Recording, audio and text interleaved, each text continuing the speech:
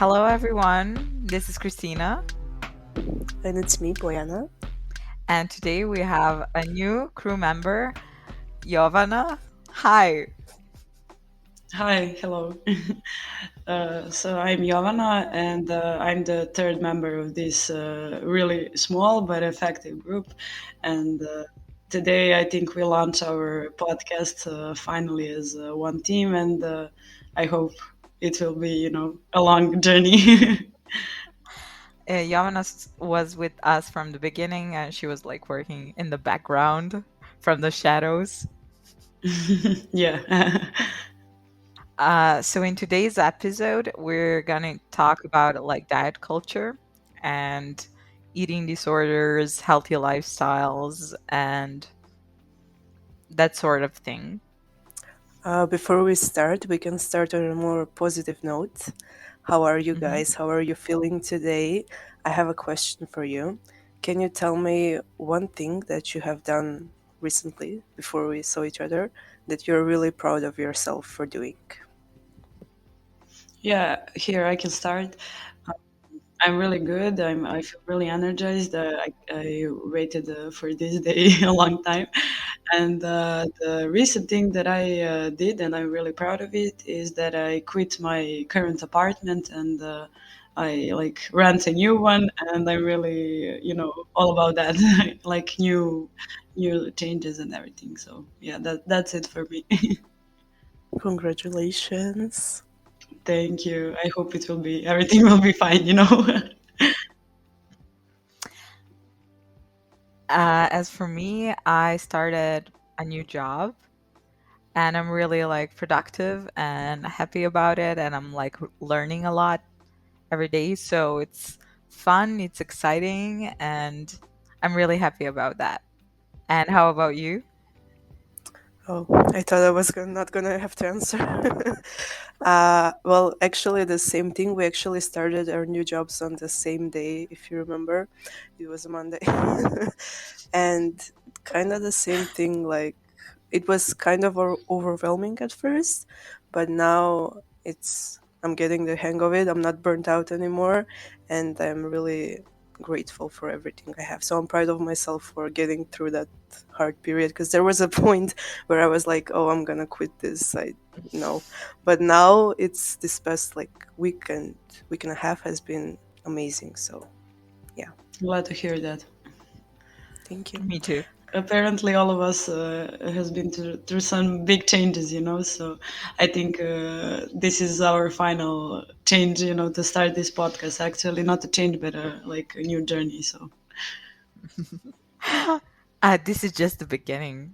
yeah, It's of not a many. final change. Yeah, yeah, we will continue on until we die. Like, Yeah. Like change everything about our lives every month. okay. I have another question for you. Have you ever been on a diet, like on some specific diet, or like if you have, can you like describe what did you do and does it have a name or a period or like what's your experience? I mean, I can like list a lot of like I have a long list of diets I've been on. Like since high school, I think I started dieting when I was maybe in like first year of high school, and then it just like continued.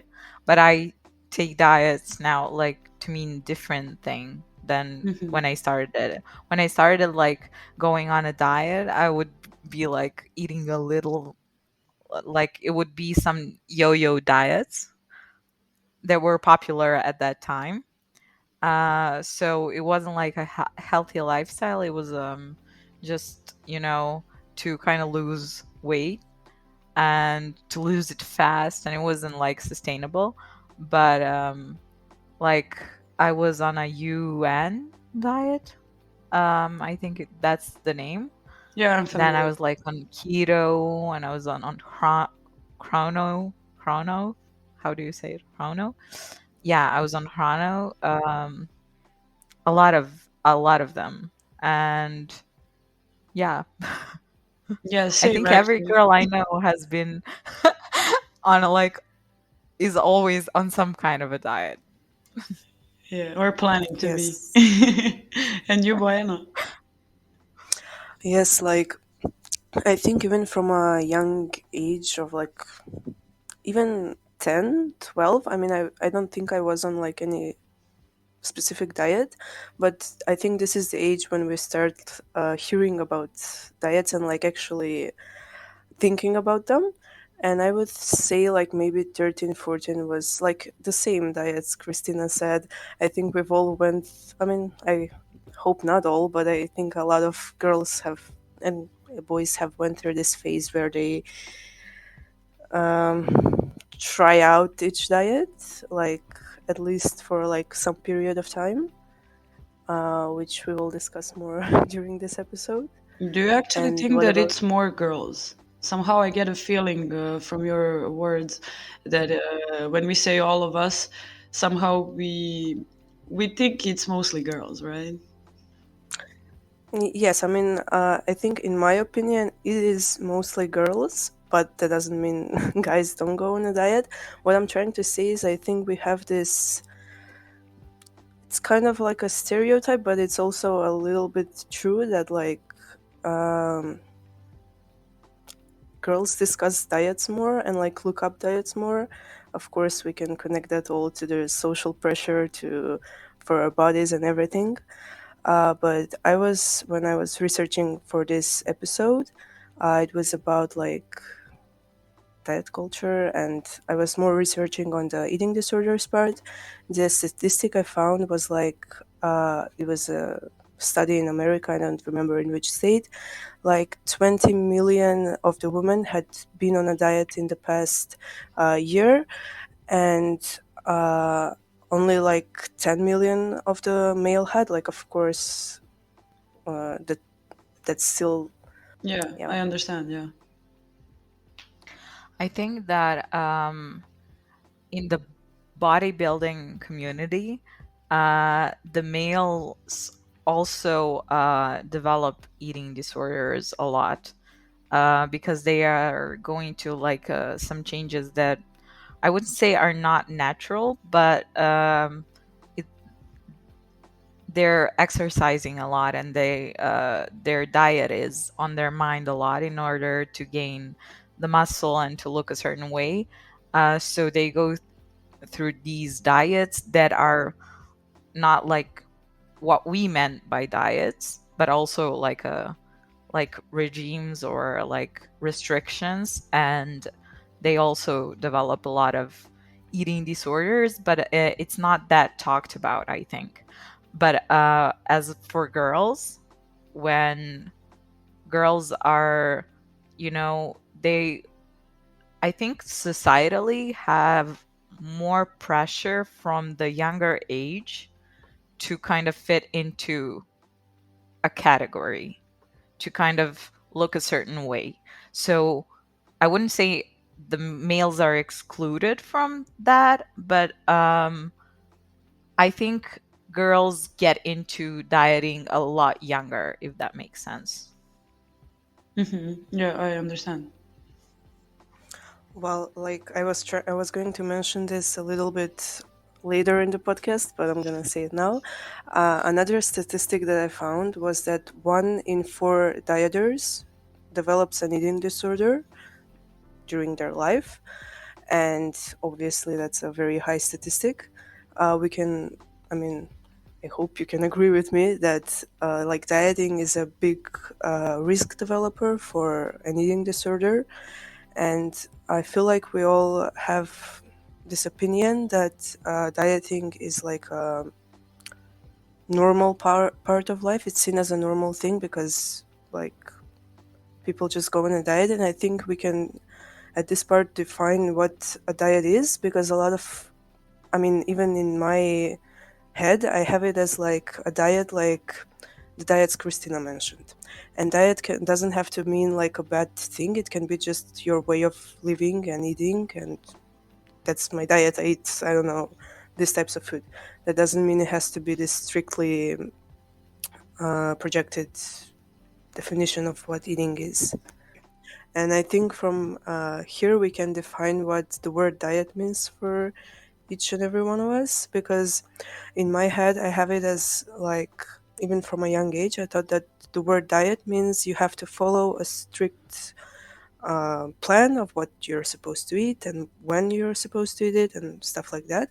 And it doesn't have to mean that. It doesn't have to have that bad. It's not bad, but like the bad vibe to it.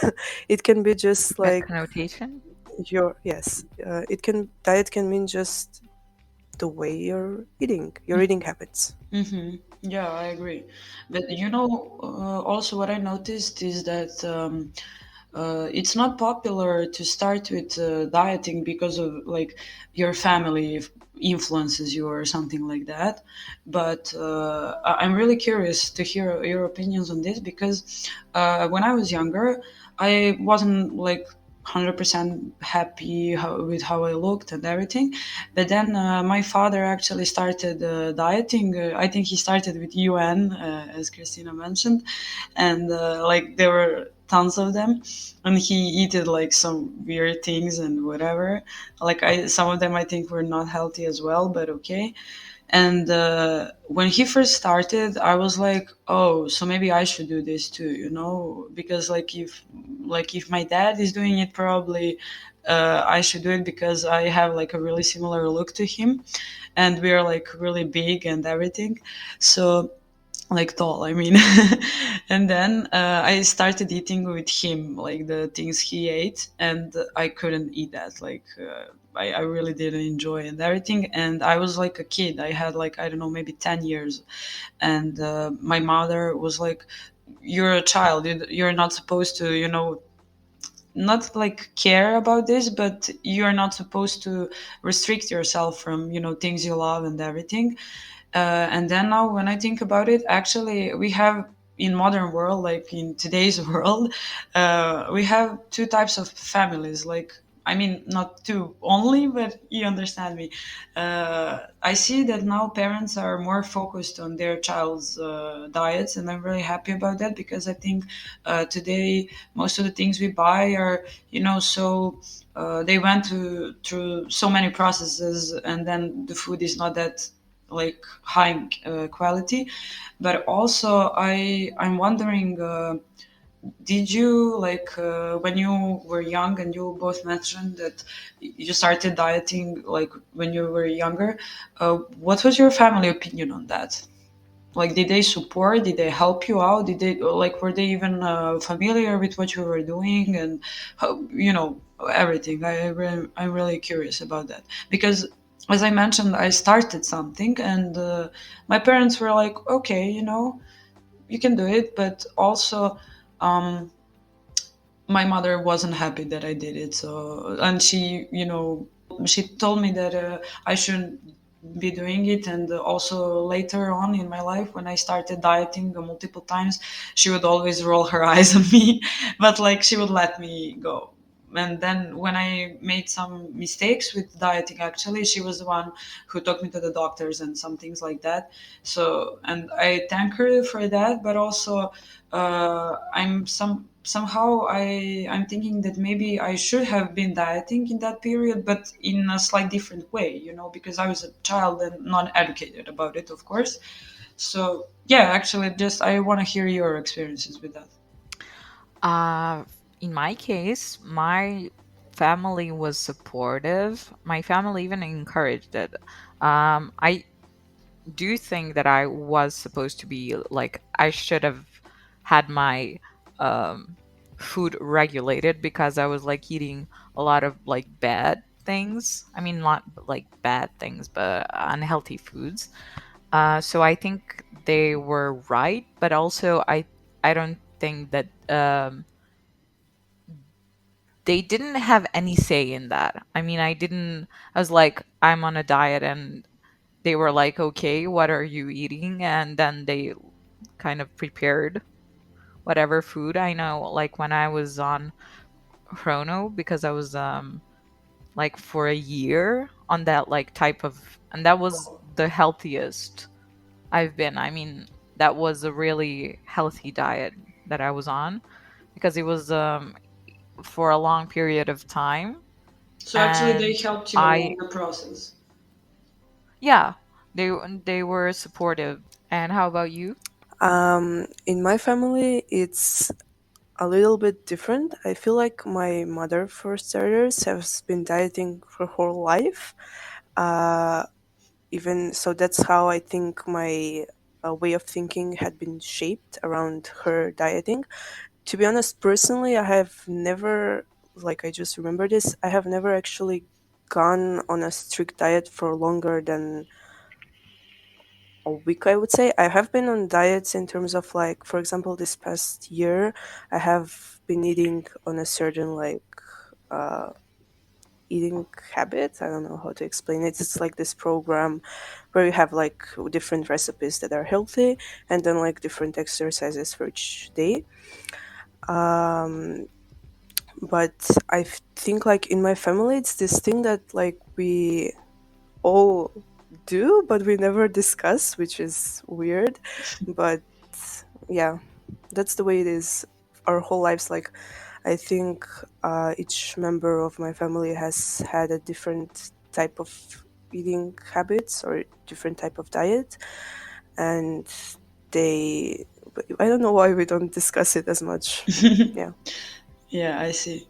Yeah, actually, my experience is like a little bit different because my mom was never like into diets, and like even today, she never, thinks about what she's gonna eat like in a way that I do, and probably because like we have also a different body type and things like that. But I can definitely say that today I'm very, very aware of what a healthy diet actually is, and earlier I was not aware, possibly because I was younger, and also like I had that some social pressure on me. But the thing is that I researched a lot about the diets that I had, and for example, I tried keto diet multiple times, and even today I can say it suits me. Even though multiple people are not agreeing with the keto diet at all, and they say that it's not that good, but I really I was careful. I did not go, you know I don't know, way beyond my boundaries, or something like that, like to starve myself. But the thing is, when I was like a lot younger, I had some. I don't know why I did it, but I remember one day. I literally passed out because for 4 days I was eating 3 apples a day, like 3 apples a day, and I don't know why I thought apples are healthy, or I mean they are, but not in a way that it's your food, because food should give you energy. Food should give you, not just energy like in a way to function, but like also mental, physical energy, so many different types of energy. And today I'm like really, really aware of it, and I like to take care about it. But I also have periods when I eat only junk food, and I mentioned that the other day. So like for a month now, my excuse has been that I'm in some period where I don't watch, and I mean I don't care about it, and I eat junk food all the time. I order KFC, and things like that. But also, I feel guilty sometimes, and then I just like cut it off and go back to the my way of healthy diet. But now when I think about it, what is actually a healthy diet? I mean, it's really different for each one of us. I think all of our bodies are really different and functioning very, very differently. So healthy diet is not something. It's not the same for everyone, and I can say for a fact that like one time I had a personal trainer, and he like made me a menu for each of the days, and it was a healthy, but like it was chicken and rice, chicken and rice. And for me that was like the boring diet I ever had, because for me healthy diet means like colorful plate, so many new things, fresh avocado and things like that. I don't know if you know the wine like from so many years ago, but fresh avocado. Okay, whoever knows it, this will be fun for them. um, But then I like really trying out new things, recipes that I don't know. I like to follow people on Instagram who like are posting recipes and some easy things that all of us can do, not only those chiefs in the restaurants. But like today, I'm starting to realize that healthy diet should actually be adjusted to your body, to your habits, to your work, to your, if you're going out more, like if you're going out to parties, or just like if you're not drinking, perhaps if you're smoking, if you're not smoking, things like that. So what would you say? Like, are you aware that healthy diet is not like healthy for everyone as well? Or do you think that maybe there are some guidelines that everyone should follow, and then, like, just go along with the recipes and everything? My opinion on that topic is that I agree with you that everyone is different and that you should try out multiple things and see what works for you also. What I wanted to, I mean, I'm planning on getting a personal trainer like in in a week. And I was talking to Jovana and I told her that actually I'm going to tell him that I want to build habits. So I'm going to explain the way that I function most of the days. So that means for me, I mean, I like colorful food and everything, but in that way, I am lazy a lot. I don't like to cook all the time. So I would like to for him to make some like simpler plans with like a couple of things, of course, like healthy things. I think that we should be aware that some food is healthier than the other. So in that way, I don't think that there is like some things are just good for your body. I don't mean that there are such things as like evil food or bad, but like we need to be aware of what food brings into our bodies. I mean, like natural foods have vitamins that we need to survive. And so the like a lot of sugar is not good and a lot of salt is not good. So I think that there are some things that as Yamana said should be guidelines, but everyone should adjust it to their lifestyle.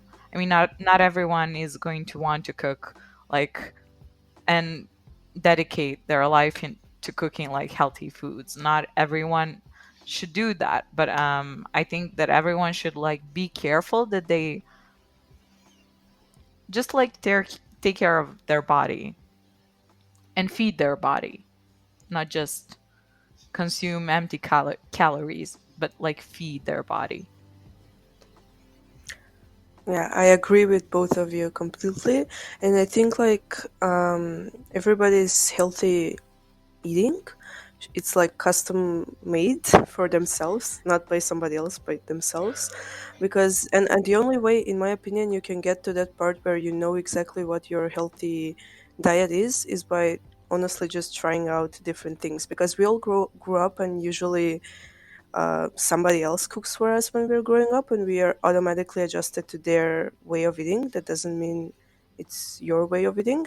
And in my opinion, once I started like preparing food for myself, that's when like kind of I started figuring out what my eating habits are and what I consider what is best for me. Because for example, I really need energy in my life, and I can notice that when I eat certain types of food I do not have the energy I want. And I feel like that's what I've learned the most in this past year. Like I said, I followed this program, and what Joanna was talking, this program has like a lot of different recipes, like I don't know, maybe more than 60, but they are very creative. Like they're you would when you hear them they sound like weird, and then when you try them out they are amazing, so I will send you my recipes. But like for example, when I first opened it I was like, what?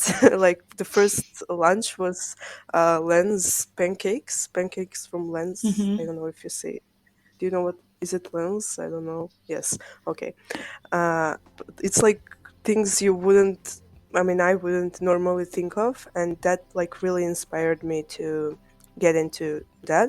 But I can understand that some people, like right now I'm busy, and if I didn't learn about those stuff in earlier, right now I wouldn't be doing it. I wouldn't have the time to like try out new recipes. I would do something like in 2 minutes.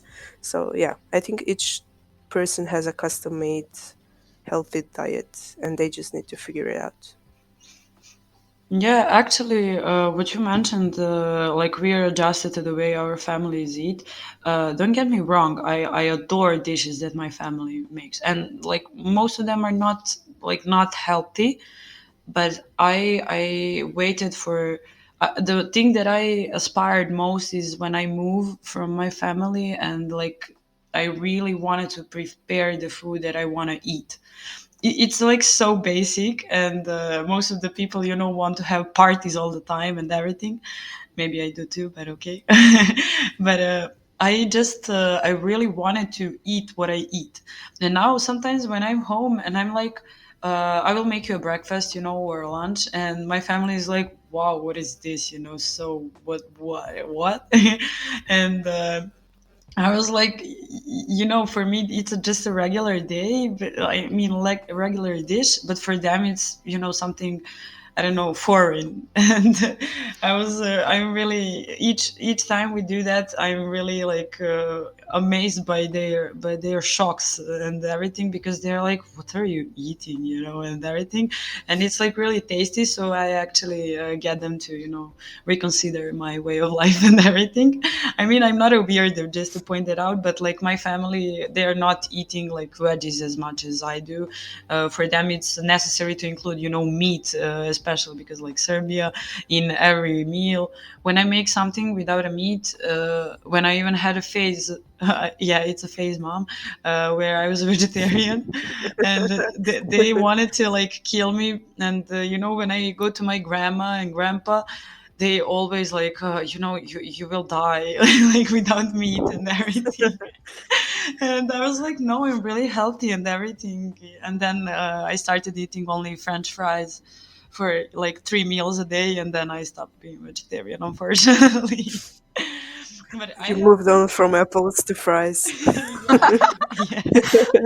You see, obviously I have a bad habit routine, like to just like repeat everything when I believe it's good. But I have a question, like, do you read the ingredient list on the food you buy? Just one thing I wanted to say. Joanna took the phrase "an apple a day keeps the doctor away" too seriously. Yeah, yeah. About, yes, about the ingredients. Actually, I used to. Now I don't do it anymore. I used to, like in high school. A few years ago, I did read a lot. I was obsessed with at one point with like everything the food label had. Now I mean, I haven't noticed myself doing it in the past year. Now that I think about it. Mm-hmm. Okay. Yeah, I don't know. I'm now in the part of my life where I found out about so many things, like a new life. And I read labels on everything, for example, and I found so many Instagram pages and blogs that are like explaining what are you supposed to be searching for, because it's not just about reading the calories or whatever.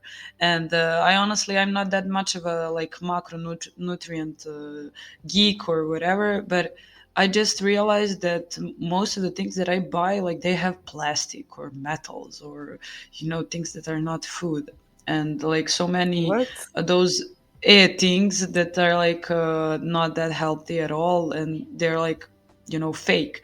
They're not supposed to be in food. So that's why I asked this, because it's really interesting to me that one time when I want to buy something that's healthy and I like read the label and I'm like, God, gee, whatever. I don't want to eat this metal thing. If I wanted to eat a microwave, like I would just, buy that. I don't know. In my case, I mean, I'm not like, if I'm buying chips, like honestly, I'm not gonna read like, I know it's garbage and I still buy it. So like, Yes. I'm not going to read the ingredients, but like when I'm buying something that, for example, it's like bio or natural or like some health mixes and juices, I do read like the ingredients, and like it depends on like what what am I buying. So like if you're buying like snacks, you're not. I mean, I don't read it. Mm-hmm. Like Hmm. sometimes when I'm buying snacks, I do read the calories, but like not the ingredients because I know they're not healthy. But I just to kind of have in my mind how much am I taking in. Mm-hmm. So you're reading So mostly like calories and something like that. the depends, but like yeah, mostly yeah. Mm-hmm. Okay. Yeah, I'm really curious about that because lately, when I mentioned this, or when I'm at the grocery with someone, and everything that I took, I just turn it around, and I don't like read everything. I actually search for things that are like Hmm. plastic or whatever, and the people are like, "Gee, what are you doing?" And like, but like you're not doing it, and I think we live in a society, maybe because of our culture or region or whatever, that maybe we're not that familiar with those things. But I'm really curious about this, so I actually invite all of our listeners, like if they're like any of them, kidding, to just like write us in the comments or whatever. Are you listening to us? You can even DM us.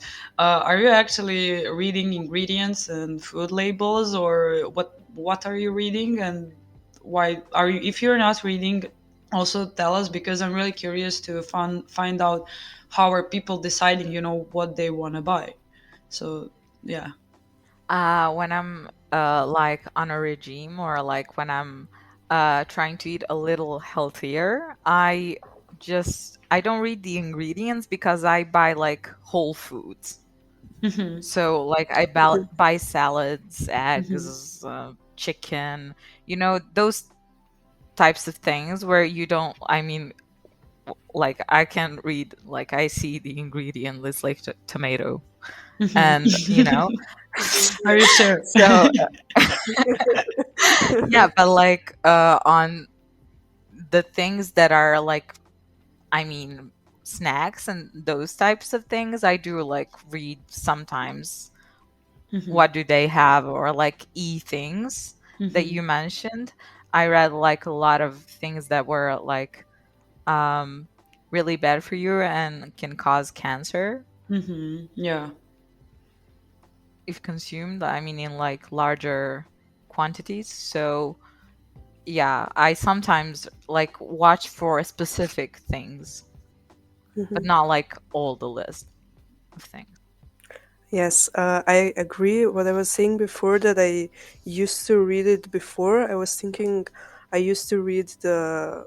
Um I'm sorry, my dog is barking. 1 second. So sweet. We will Yeah. not cut this part. Bojana, we just said Hello. that we will not cut this part because it's really sweet and we want to Okay. know which dog do you have and everything. Yes, he's famous. Okay. No, he was sneezing first, and I was like, I muted myself. I don't know if somebody heard it, Mm-mm. but now he was barking, and yes, I didn't full-time hear job. it. It's No, me neither. you didn't. Okay, okay, great. What was I saying about before? I used to count like uh, I didn't used to count, but I was like look at the calories on things, the ingredient parts. Honestly, most of the time, if it's not like a salad or if it's not like a meal, like Christina said, I don't actually understand the ingredients. So that's something else that maybe I should educate myself on. But like if I take, I don't know, some chips or something, I can't understand most of the ingredients, I think. Hmm. Does that make sense? Yeah, but Yes. that's And why actually, when you don't understand them, if you buy chips, honestly, yes, it should be that's from fucking potatoes. And that's about yes, it. I agree. I agree. Yeah, maybe, yeah, I agree. But also, like what I was saying, in the past year, I've been cooking most of my meals at home. So mm, like apples cannot really read the ingredients on Mm-hmm. apples. But yeah, Mm-hmm. but also this past like month, because I started this new job, we have meals there, like they're come prepared served to you. So this has made me realize that, I mean, on those meals I don't really know what's in them. Mm-hmm. Like sometimes, yeah, sometimes it's a salad, I can see what's there, but like sometimes it's like a sandwich or like Mm-hmm. some baked good, you can't really Yeah, yeah, I read the understand. ingredients. Yeah, but actually, one thing that also occurred to me is that, for example, where my almost old apartment has been is not close to the farmers market. And that's the thing that I actually really like. I really enjoy buying on the farmers market, like the veggies and things. And somehow the taste is different, from the than I mean compared to the supermarket. But I think like for me it was really hard to get there because it was not close to my apartment, and I really don't like traveling for food and everything. So I enjoy buying on farmers market, and when it's morning sunshine and everything, and you're like having your basket or whatever you brought with yourself, and just putting some potatoes and things. But I think it's the situation for most of the young people is that we are we don't have that much time, so of course we have to buy it in one place and in the supermarkets and everything. So I understand. I mean, of course you cannot read the label for that, but here's my like advice: if you don't understand most of the things and it's something should be like basic, like if rice is only rice, there should not be so many ingredients for rice. Or so when you buy package, like stuff in package, if you want to just eat something that should be really like basic, for example coconut milk or things like that, or even like white cream, or like sour cream, and things like that. If you don't understand most of the things, don't buy it, because you didn't buy what you think you bought. That's the thing. And I realized that most of the brands that are more expensive, I think that they're like the quality is better.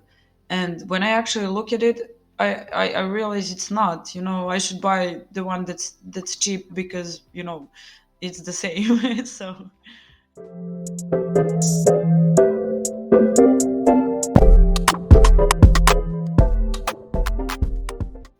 So I actually wanted to tell you this story about something I posted a few weeks ago, 2 weeks ago. I posted this story, I shared it on my Instagram story. It was a post from this Instagram page, Let's Talk Mental Health. You can look it up. The post was like a design. I can read it to you. It said, like, one of those Instagram sliding photos. Like, if a shoe doesn't fit you, you don't blame your fit. You just go to find one that does. So when a dress doesn't fit, why blame your body? You are not meant to fit into clothes. Clothes are meant to fit into you. You define your wardrobe, not the other way around. So that was like what I shared. And I didn't wow, think like I was I read it, really I deep. liked it. I think yes. I read it, I was like, okay, body positivity. Yes, I shared it on my story. I liked it, whatever. And then one of my friends replied.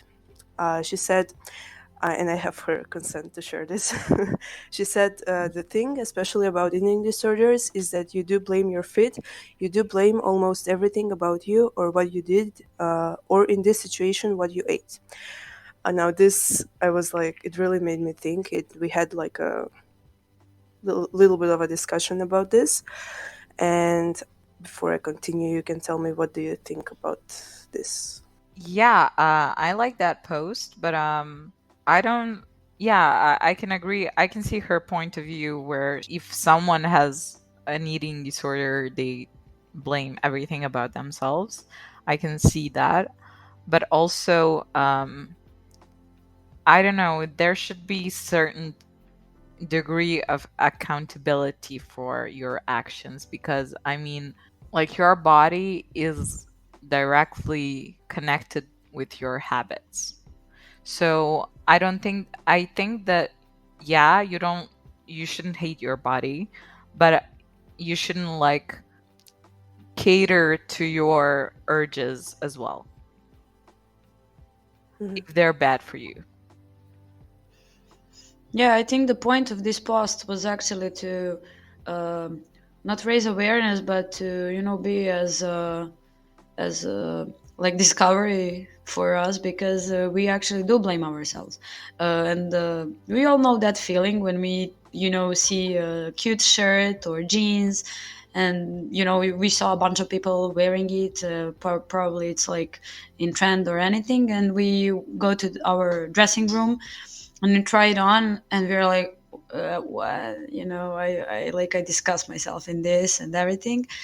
And I actually think the lights in those dressing room show you the worst of yourself. Not, it should be the other way around, because I would buy it if it looks good, but I don't get the point of them. Whatever. But I think the point of this post was like actually to provoke that opinion.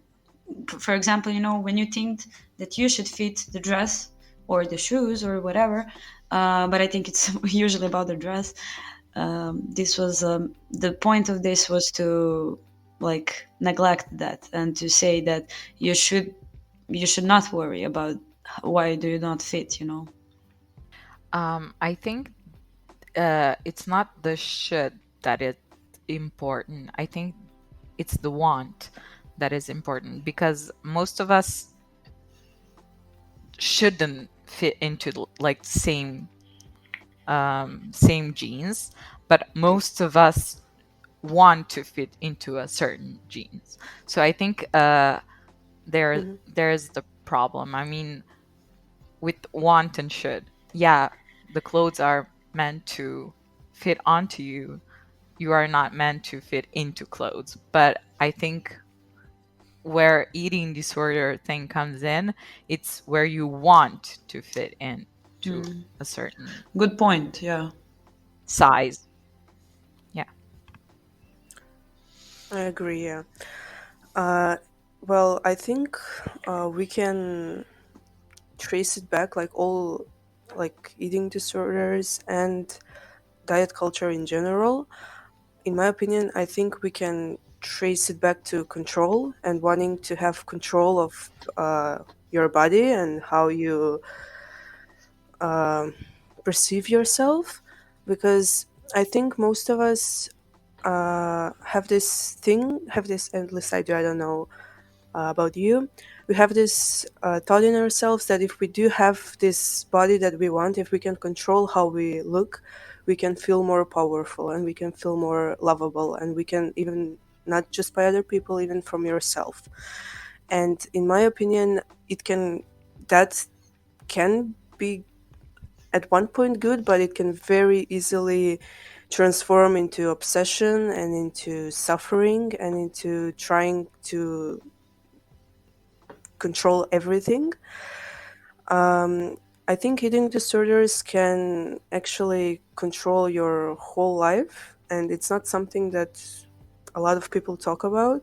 Like it can really run your whole way of living. You can, first of all, you start sleeping less. You have, it can very easily transform into like serious health problems, like, I mean, I this is from the, like the research. I will read it. Like nails breaking, like not fainting, shaking, teeth rotting. That is a sign from bulimia. Also, yes, this I wanted to mention. I think a lot of us, at least me growing up, when I thought of eating disorders, the first, not the first, but one of the myths we have is that you have to, I mean, you don't have to, but that people who have eating disorders also like purge, like they vomit their food, which is a myth. It doesn't mean that if you don't vomit your food that you don't have any eating disorders. I think like that's a huge myth, unless I grew up with that. I don't know about you. I think that there are different types of eating disorders that are like Yes, way yes. less famous than. I mean, okay, everyone knows about anorexia or everyone knows about bulimia, but there are also like I think there is an array of eating disorders that doesn't fall into those categories. I mean, I know about like binge eating disorder, where Yes. like I've seen a lot of clips about like fitness influencers, and it's a really big thing in America. That's why they have a lot of obese people there, um, where it is an eating disorder, but you don't do things that you do on like bulimia. It's like, as you said, it's all about control. Uh, Either like um, a huge amount of control over what you're eating to like the complete chaos. So the complete loss of control. So I think that eating disorders are just on a like anorexia and bulimia are just like on different specters. It's Hmm. like complete control and complete loss of control. But even like anorexia and bulimia go hand in hand, because like a lot of people with anorexia wouldn't be alive if they haven't, you know, they have phases. They have like anorexic phase and then bulimic phase because they've starved their body to the point of literally being able to like eat everything in front of them. So yeah, I agree that it's a lot about control. And also, I think it's important to consider motives, because that's where you slide into an eating disorder. If your motives are to be healthy, to feel good, to um, love yourself, not like solely focused on where you want to fit in, or you hate yourself the way you look, and now you're gonna make something completely different, but you still hate the body that you're in. It should be about self-love, that you want to look different, not hating the way you are. Hmm. Hmm. Or at least that's my opinion. I don't know if that was clear. Yeah, I think I understood you, and that's actually what I wanted to point out. I think most of the people, and it's probably the way we are educated or actually non-educated when we say eating disorders. Most of us thinks of anorexia and overweight, and those are like two different sides of it. Hmm. And we are actually not aware that anorexia can doesn't mean that you have to have a lot less, kilograms or pounds compared to your, what should you have approximate to your height. And I know some of the people who experienced anorexia when they were like having the largest of the highest of the weight they ever had.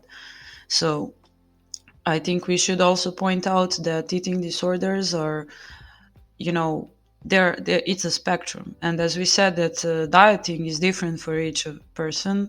I think eating disorders are also, and I would also connect eating disorders with some mental health problems, because I believe that when you what you actually said, Christina, is we we somehow feel eating disorder. We maybe don't. I mean, of course, everything that we experience in our mind reflects on our body, even if we are happy or not happy. But the thing is that when we have eating disorder, most of the people think it's only in our body, like in our, in our organs. But actually, I think my opinion is that it's in our mind, and that we may look perfect and still have a eating disorder. We may look not just perfect, like even better than we are supposed to, and we can even have good habits as regular training, regular physical activities, healthy dieting. Everything can be perfect, and we can have, I don't know if that's possible, but like no stress in our life and everything, and still have an eating disorder. And I would really like to point that out, because I sometimes think that when we talk about this, we are not aware that most of the people actually sometime in their life has gone through eating disorder and never were aware of it. Yes, I agree with you. And also, um, the obsession is what I think defines eating disorders, because you're obsessed with what you consume, or uh, with food in general. Um, and I agree that that's in your mind, and that's why when you're treating an eating disorder, there should be a psychiatrist also, and like of course nutritionist. But it's in your mind, and many people that have eating disorders also have a lot of, like, an array of mental issues that are created from that eating disorder. I mean, when you're not eating correctly, when you have an eating disorder, you also have like depression, you have mood swings, you have um, um, all sorts of like anxiety, body dysmorphia also. So I think it's many people that don't realize that they maybe have eating disorder because they think it's depression, or they think it's like, um, when people stop eating, or they start eating a lot, they think, oh, I'm depressed. While the background of that may be that they have eating disorders. Also, I watched a lot of fitness influencers who um, had eating disorders while looking completely fine, while looking like perfect. They were in the best shape of their life, and in that moment they absolutely felt miserable in their body because they were obsessed, they were starving themselves. And a lot of influencers came out as having eating disorders that they created by like following a strict like regime that wasn't sustainable, and that's how it ended. Yeah, I agree. I mean, what I mentioned earlier is that sometimes I have periods when I, regularly eat, and I'm really careful about what I eat. But the thing that I'm actually trying to resolve for me, even now, I'm aware of it, and I think it's first step to be aware of it. That I actually feel really guilty sometimes when I don't follow what I think I should follow. And when I have a bunch of days, not eating good, I don't feel good about it. And the thing that I realize that sometimes I repeat is, for example, when I eat healthy all the time and allow myself for some time not to eat, or like I order something that I would really like to eat. Or, for example, most of the times it happens that I'm hungry and I don't have time to prepare food and I want to order, but there's nothing healthy, like there's no healthy option that works at the time or like that's close to me, and that's why I actually order something that I like to eat, but it's not as healthy as it should be, and I feel guilty about it. And instead of like returning to my good habit, I continue to pursue that bad habit, and the repetition I make is actually to continue eating junk food. Also, like it's like when I do one bad habit, it's I feel sometimes like I'm not allowed to go back. I'm like aware of that and trying to fix that, of course. But I don't know, maybe you relate or some of the listeners relate to that feeling. But for me, it's I'm really curious about it. Like, why does that happen? I'm even aware of the moment when it happens, but I still sometimes do it, and I just like uh, then try to pursue with the bad habits, because in that case I will have an option to say, oh, I'm just allowing myself, this is my period when I don't care. And it shouldn't be like that. It should be just like, normal to, I don't know, go out one day and eat whatever you want to eat, or drink whatever you want to drink, and then just like go back to your whatever you prefer. But I think and I talk to people about that sometimes we then continue to not do what we think it's healthy, because we would feel guilty to go back to that. I understand you completely because when I'm like training and when I'm eating healthy, I'm so focused on like healthy lifestyle in that way that maybe I become not obsessed with it, but like yeah, borderline obsessed. I mean, I'm all about like I'm making my own food. No, that is bad. And then when I like really want to eat something and if I indulge myself a little bit, then I feel like everything I've done for past weeks is ruined, so I can just as well continue, which is really like bad mindset. And that's what I'm trying to change at the moment is that like create that healthy balance between like it's not sustainable to only eat healthy foods.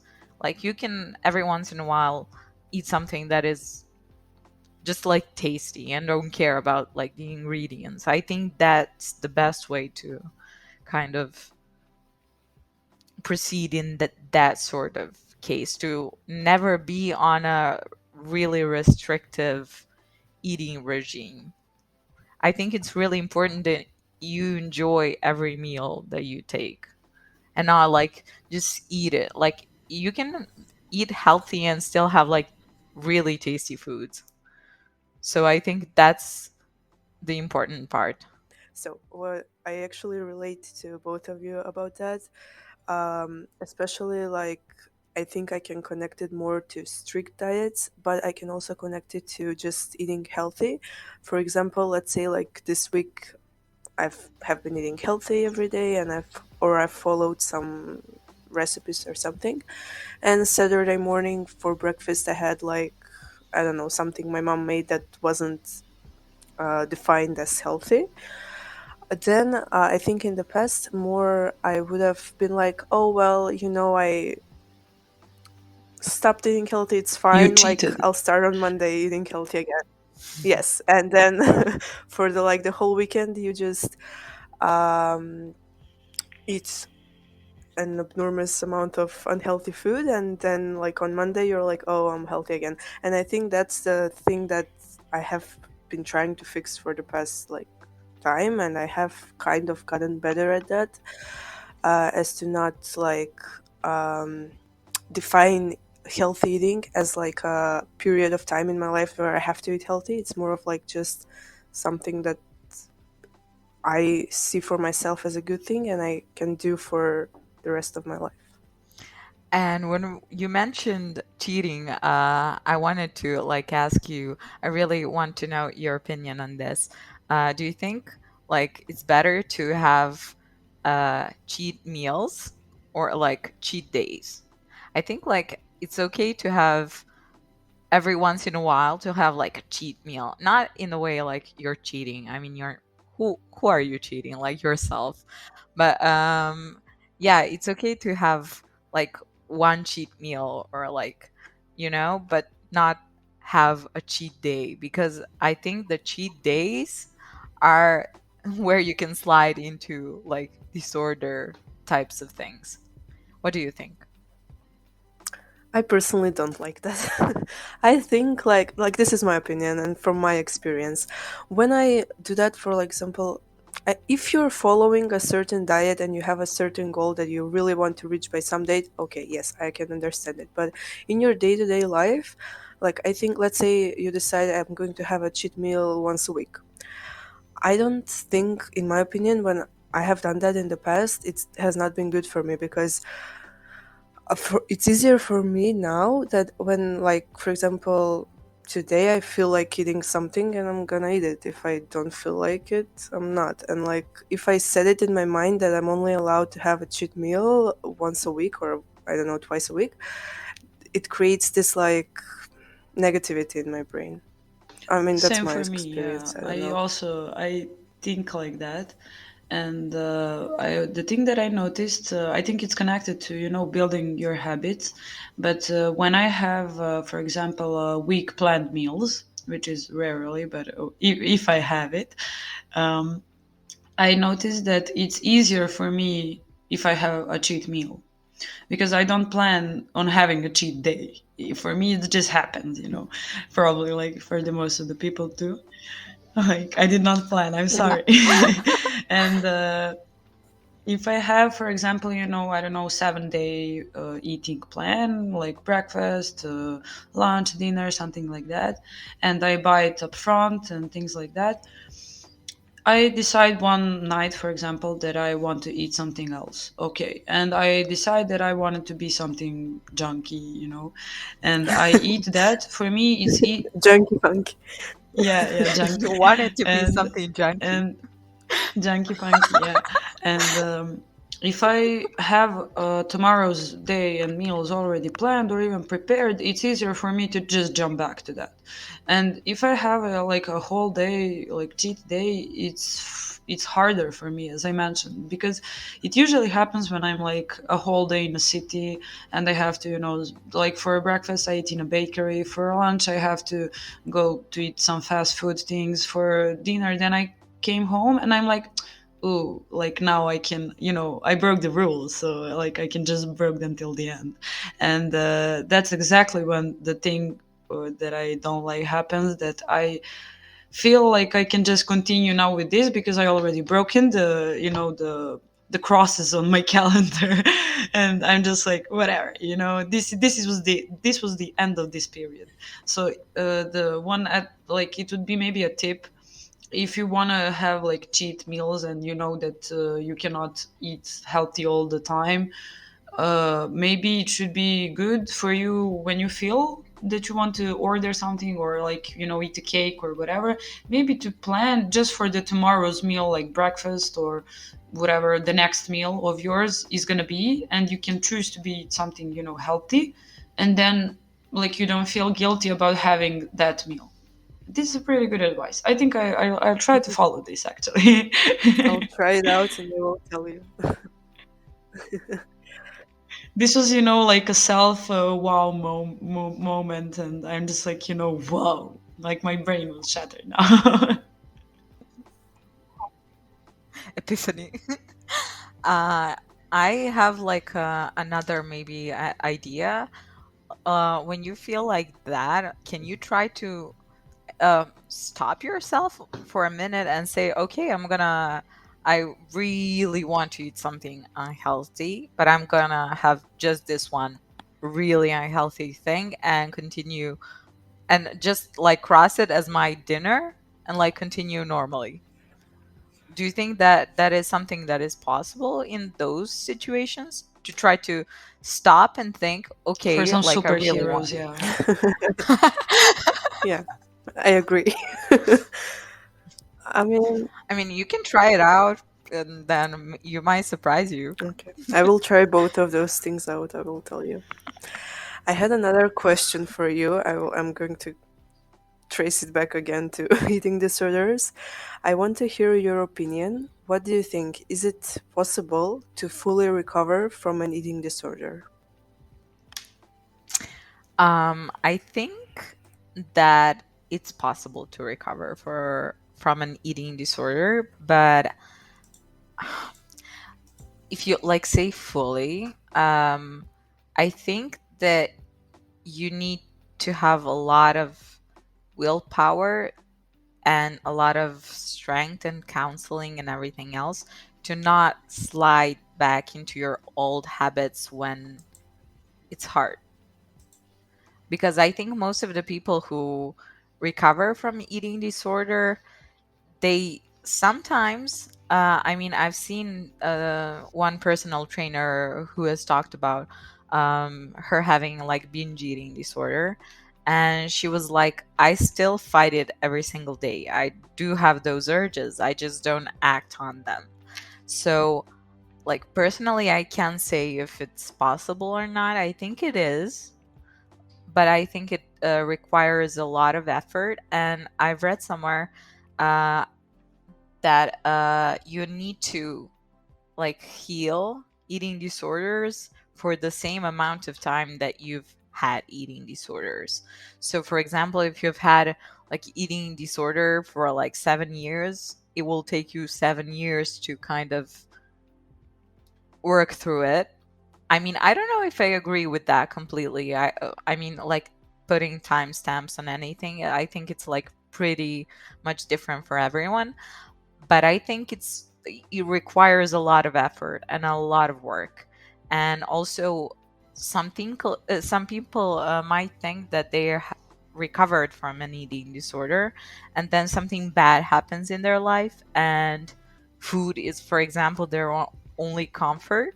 I think it's a slippery slope with eating disorders, as um, any psychological issues there are. Like, it's possible, of course it's possible, but it takes a lot of working on yourself, a lot of effort, and I think a lot of support from other people, from like your closer surroundings.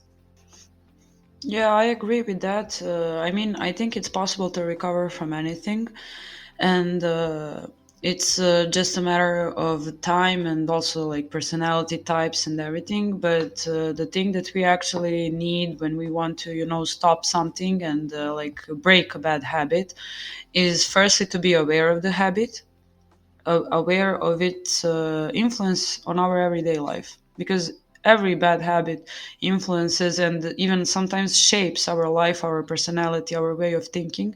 So I will now not compare, but I will just point out that I mean, if my point of view is that eating disorder is connecting to your mental health as well, I would then point out that, for example, if you want to recover from a drug addiction or from a depression or some things like that, um, it's firstly, of course, the willpower, yeah, but it's a process and it takes time, and it's okay to get back on that. It's okay to jump back to your old habits, because when something bad happens, we actually we tend to get back to our bad habits because we feel more comfortable in that circle. It's our safe space, it's what we are familiar with, and we maybe know in that point that it's bad, but it just feels familiar. And we are like, if I'm gonna be bad, I'm gonna be bad with something that I do, like something that I already did and I'm familiar with that. So uh, I think it's a process for everything. And if it's possible to recover, yeah, I believe so. I know people who recovered, and I personally cannot say that I had an eating disorder, but I know I had I had obsessions with the way my body looked and everything. And somehow with the process of growing, self grow, and I never recovered from that, but it's just when I evolved, that also followed. So I think maybe when we grow like a personality, and when we focus ourselves at improving ourselves in the like in a way to shape what we want to be, most of these things will just follow. But of course it's okay if they do not, like at the moment, like immediately, and it also depends on the person. Because for example, for me, I'm the type of a person, when something doesn't fit in my life, like whether it's I don't know, job, or some habit that I have, some issue that I have that I want to resolve, I have to change everything, because when I feel bad about something, usually that bad follows to my other ways of life and to other parts of my life. So I have a need to resolve everything. And when I resolve one thing, I somehow feel motivated to resolve some of the other things. So it's not the same for everyone. Some people like to take it maybe more slowly, or maybe don't know how they like it. So I think it's possible to recover from anything, honestly, because who can control you if not you, But it's a process, and that control part is something similar to skill, and what we learn, it's important to give yourself some time. I agree with you completely. It's important to give yourself time also, about like changing, and about control. I think a lot of people tend to chase control in like different ways. So you don't like something about your life, you're like, you keep up that illusion of control because nothing in life is real. I mean, not nothing. Okay, that sounded like uh Christina's wait. point, nothing is real. Yeah, that's it, people. Like the end. uh, Kaboom. uh, uh no, I just wanted to say that it's really important that you feel okay in not having the complete control, because I think that it's impossible to have complete control over your life. There are so many factors beyond your like control. Is that what you So tell yourself? no, I think it's important to follow these steps, but also like not to blame yourself for everything. Well, I agree with both of you. I mean, first of all, the addiction part, like that Giovanna mentioned, I think one of the things that frustrates me the most is that when somebody says, for example, like not even relating to eating disorders, they'll say like, "Oh, I'm too skinny. I wanna gain weight," or like the other way around. And somebody will say like, and this happened like a few weeks ago. I was so frustrated when they said this, like, "Oh, just eat more," or like, "Oh, just eat junk food," or like, "Well, you should just not eat anymore." I think that is like one of the most common myths about not only diets but like even eating disorders. It's like not that black and white, and like Giovanna said, like with drug addiction, you're not like just like, "Oh well, just stop doing it." It's not something that's easy. So when it comes to the recovery part, in my opinion, yes, you can fully recover. But what you were both talking about was like how much control you have over yourself, and that's like another thing we can discuss. But for me, I think a huge part that would play in a full recovery is therapy, because I don't think we should forget that an eating disorder, it's still a mental health issue. And yes, you can recover by yourself, of course, but in my opinion, it would be much more efficient through therapy. What do you think?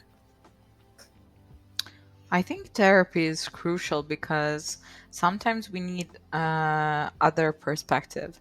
I mean, yeah, sure, you can help yourself like a lot, of course, and I don't think that therapy is going to solve all of your problems. You are going to do that, but I think it's helpful to have someone to talk to you who has different perspective, and and that is important in dealing with like mental health issues, and just generally being aware that your point of view and how you feel is not always that objective, even if you feel like you are the most objective person in the world. Like I always feel like I'm being like objective about everything in my life, but also to be aware that that's not true, and to have like other people's feedback in a way, and also the person who is your therapist obviously is not going to be some random person. It's going to be trained to ask you questions, to make you think, to kind of make you see the other side of the story and of the coin. Okay, yeah, I agree that therapy should be a necessary step in this because, as we said, this thing is impacting our entire life. You know, eating disorder or any type of disorder is actually taking something from us, and it's a process to, you know, put something new there. So I think some professional opinions and help are needed because we can recover, yeah, sure, and I think we are more than capable to do it ourselves, but it's not just about the perspective. It's actually sometimes we respect more words from our therapist than, you know, friends or our own.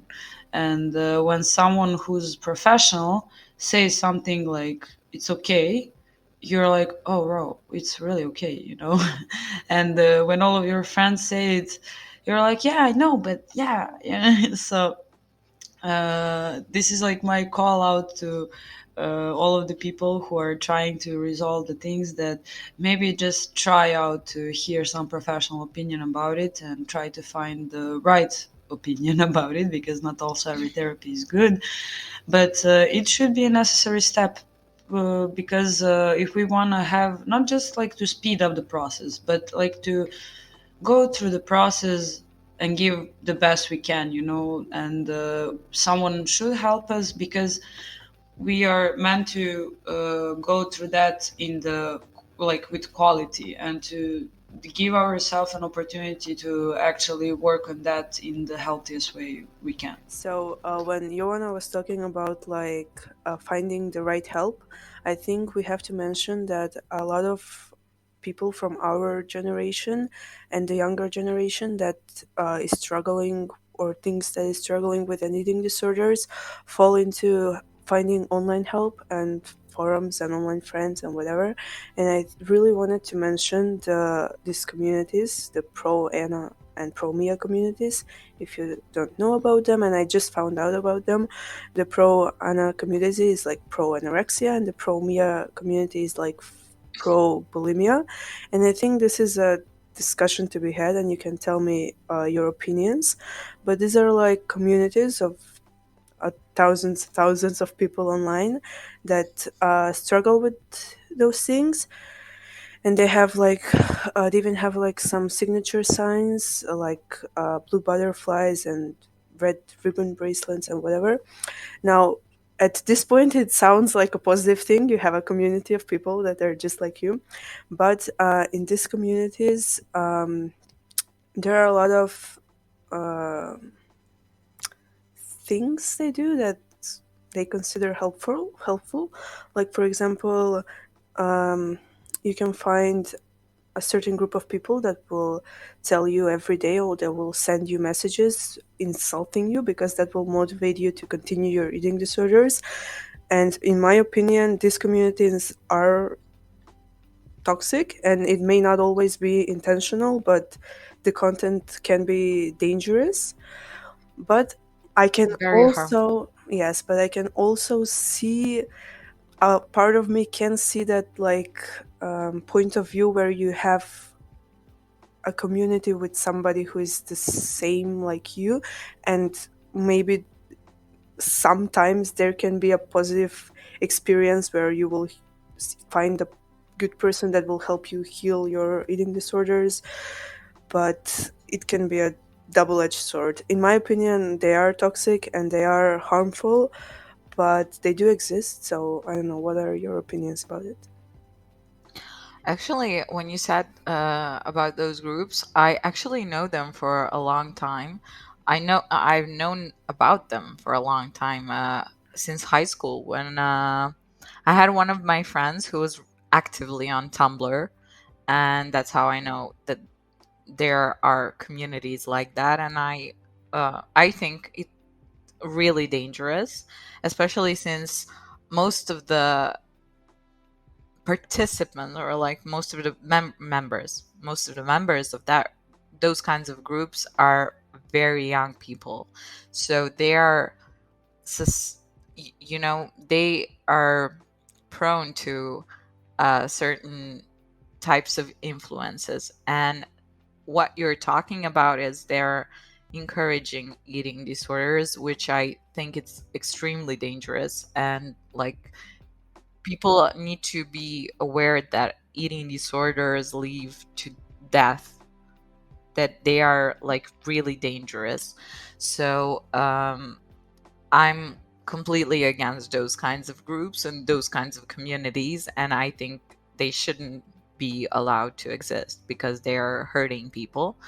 And as for communities, there could be like certain support groups with people who struggle with different eating disorders, where you encourage each other to kind of help you get through that, not to get into that eating disorder even further. So That's my opinion on this. Yeah, I think also that those groups are not that healthy, but I suppose that those are mostly online groups and communities.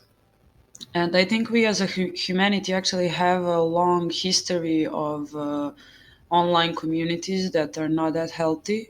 And now, while you two talked about it, I like jumped through my thoughts about most of the groups that I know, and I think we can actually discuss this for like some of our future episodes about like those online communities, good and bad examples, of course. But for me, I think it's the same like in person. You know, when you have some group of people that are not that healthy, or maybe even abusive or things like that, not only for other people but like for themselves as well.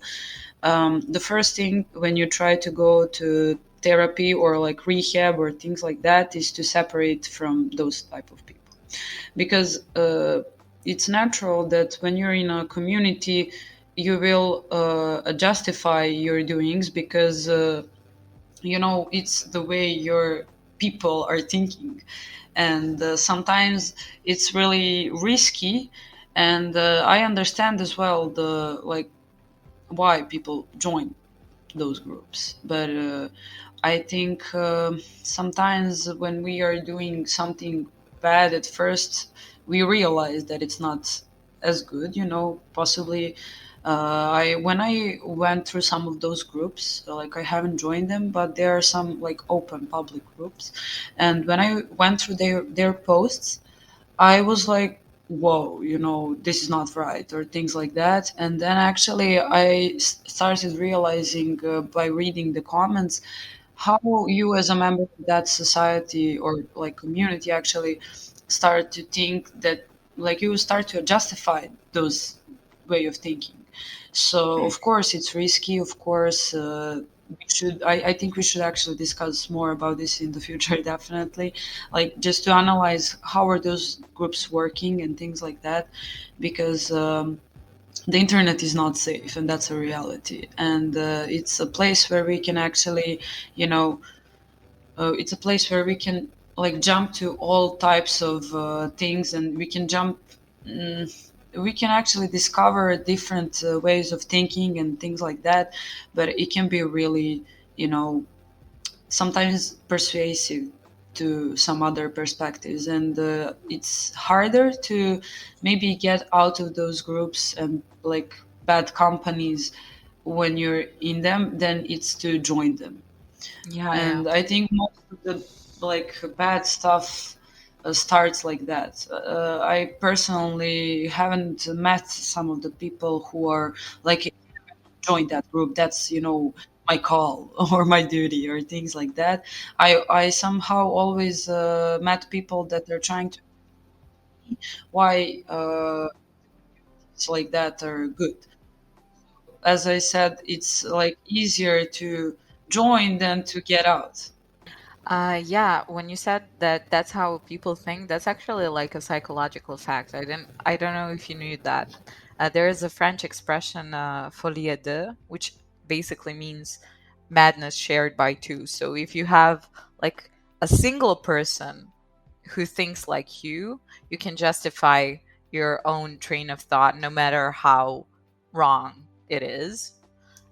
So imagine if having like a community of people who think a certain way. Yeah, and this could be like a great episode, like uh, like a great subject that we could touch on in the future, about like how groups think and what you said. So yeah, I think a lot of people justify. I think everyone justifies their own um, opinions. Okay, so I think we can jump on some positive, like more positive type things about healthy dieting and diet culture. Can I ask maybe firstly, why do you think we give up sometimes from healthy dieting? I know it's not positive thing, but wait, not yet. Well, I think most people find it hard. or a lot Okay. of effort, maybe. But like what exactly could be hard? Or I mean, I'm not asking as it's not hard for me, just to point that out. Well, not physically hard, but like the effort, because it takes effort and it's easier to just not do it.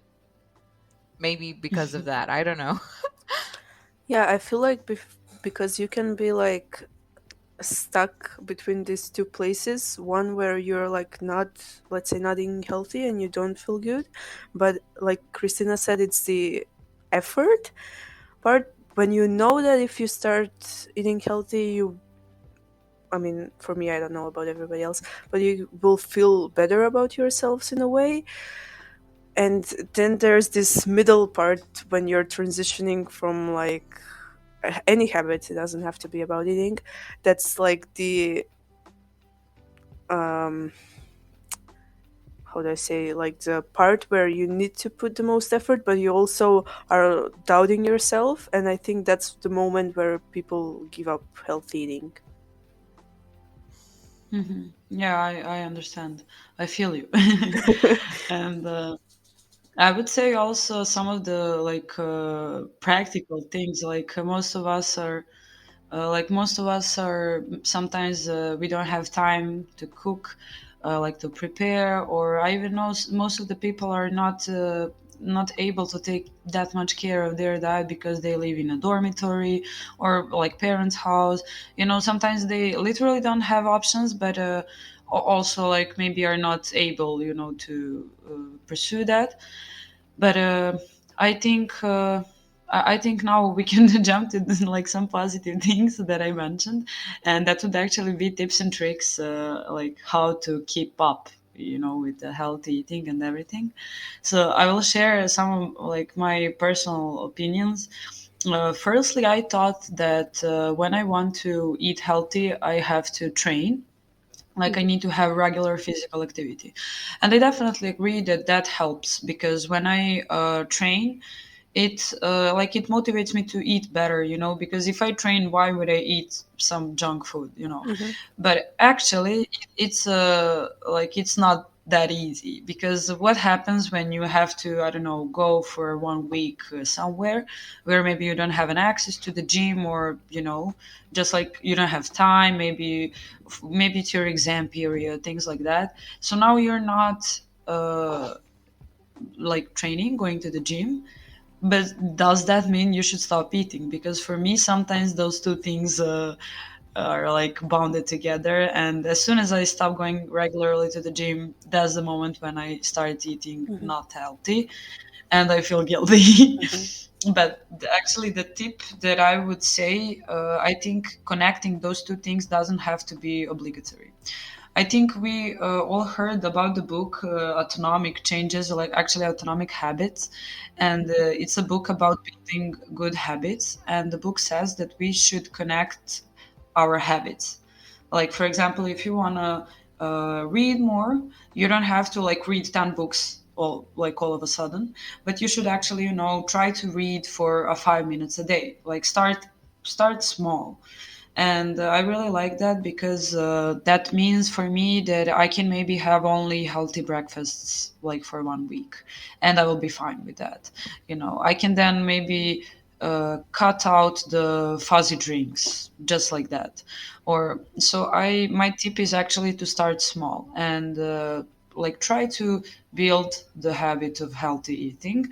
And of course, when you reach a period where you are healthy dieting all the time, and the period where you do not comes along, try to keep in mind that it doesn't have to be like black or white. It can be gray, and it's okay. Oh, that rhymes. And like we can maybe have, I don't know, drinks on nights and oats in the morning, you know, that's fine. And I don't know, do you agree with that? Yeah, also when you said when you travel, you won't be, you don't have access to the gym, so it's good to connect it to some other activity. I can suggest like walking, taking walks, like making a goal of taking like certain. I know everyone's into counting step these days, So like have a goal that each day you have to reach some, I don't know, 10,000 steps or like 6,000, whatever suits you.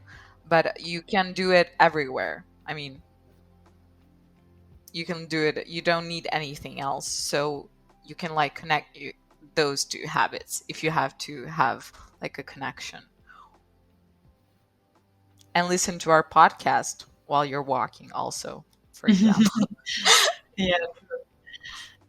Yeah, okay. Another one thing that I will add is that, for example, when actually the three of us started this journey, we were in one small town in Serbia, Vršac, and for me that period was a bit harder because I like had to give up gym and I could not like control what I was eating all the time.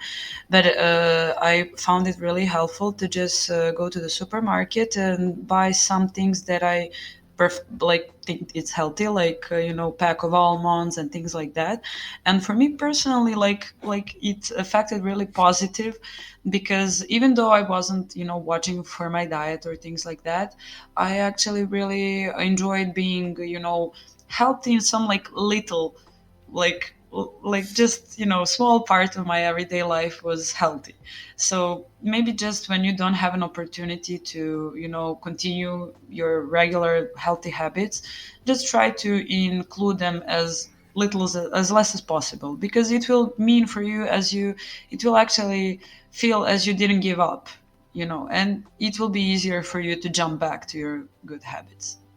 For example, if you have like, um, pick just like healthier things. I mean, if you're in a hotel, you can, if you can choose, if you have the option to choose, you can choose like a more healthy option that they're offering. Like make sure you have lots of Yeah. veggies, maybe some protein on the side, just to hmm keep that in yeah, mind a yeah, little bit. that's it. Yeah. Yeah, I will also add some of the things that are really helpful for me is that most of the time I cannot cook every day, and when I start eating like healthy as health, like every day for me is just what am I gonna eat? What am I gonna eat? And it's frustrating, and I tend to give up for like after a week or two. So what I actually try to do is when I have more time, like for example on the weekends, I actually prepare food up front, and it's not that hard. For example, I sometimes buy half of kilos of chicken and just fry it like or cook it, like all of it, and then I have the main dish, like the main ingredient for my healthy meals for the next few days. And for me that really has been working, and I tend to buy foods that cannot go bad after a fast period of time.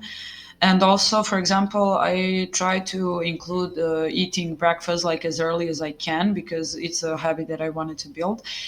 And I prepare that in the evening. So like in the morning, if I don't have time or I'm in a hurry, I just pick it up from the fridge.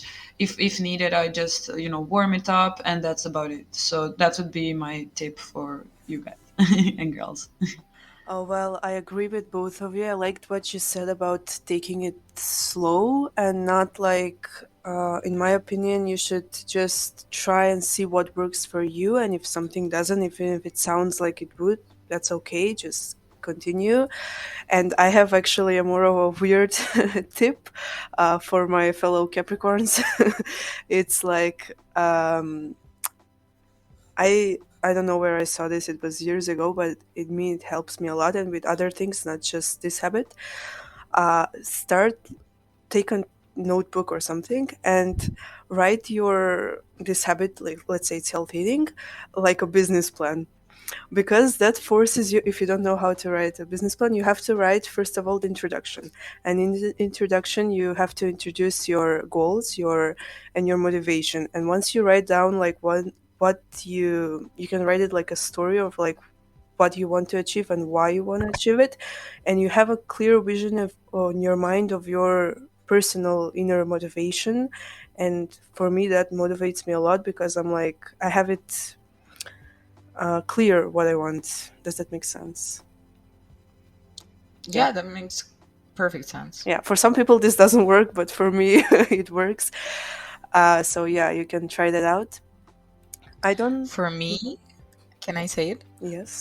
For me, it helps to follow people on like social media that have similar habits to those who I that I want, and like just consuming a lot of um, similar content. Okay, I just wanted to say this would be the end of our podcast, but because we tackled many different topics in this episode, we encourage every one of you to tell us if you want to hear more about some of these stories, because we have a lot of to share. And obviously this was a long episode because this topic is so wide, and we would really love to hear your opinions on this. And if Kristina and Bojana has something to add, feel free. Yes, I really enjoyed this episode. It was lovely to hang out with you, and I hope everybody else enjoyed it too. And I just want to say, like, thank you, and we appreciate your support on the previous episode. And I hope you like this one as well. And I want to say to everyone who's listening, just take care of yourself, take care of your body, pick up from this episode what suits you, what you think will work for you, and you can you're the best. Thank you so much. Bye bye. Bye. Bye.